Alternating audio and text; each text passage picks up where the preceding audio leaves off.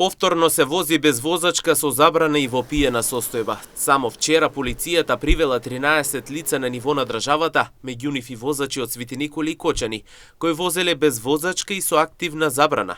Како што информираат од Министерството за внатрешни работи, по документирање на случаите ќе бидат поднесени соодветни кривични пријави.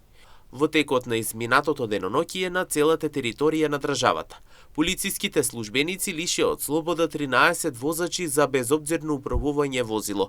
По целосно документирање на случаите ќе бидат поднесени соодветни кривични пријави, велат од Министерството за внатрешни работи. И понатаму одовде апелираат до сите учесници во сообраќајот да ги почитуваат сообраќајните правила и прописи, да не управуваат возило без положен возачки испит или доколку имаат изречена мерка за забрана за управување или доколку се под дејство на алкохол.